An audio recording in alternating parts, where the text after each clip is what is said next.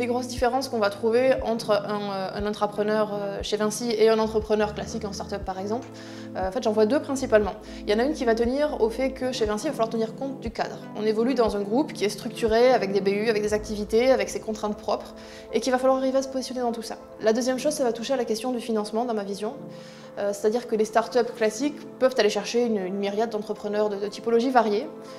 Chez Vinci, le premier investisseur et le premier pourvoyeur de moyens divers et variés, ça va être le groupe. Et là, il va falloir arriver à convaincre, il va falloir arriver à trouver les bons relais, les managers, la stratégie qui va parler en interne. Et pour cela, on a rencontré plus de 250 personnes. 250 personnes, que ce qu'ils soient prescripteurs, constructeurs, producteurs.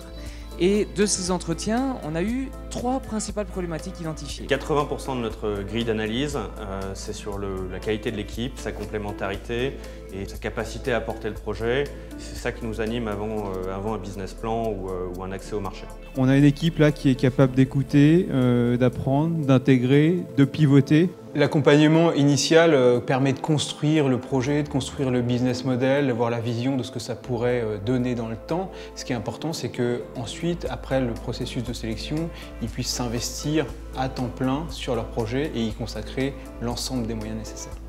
Et finalement, la plateforme SaaS permettra de répondre certainement à tout ce besoin de suivi, de traçabilité et une histoire à écrire sur la mise en commun, je pense, de l'ensemble des forces de l'entreprise sur le sujet de la gestion de terre. Ce que je conseille en fait aux managers, en tout cas de ces intrapreneurs, c'est un soutien d'abord, un soutien moral, un soutien en termes de temps, un soutien en termes aussi d'expérience.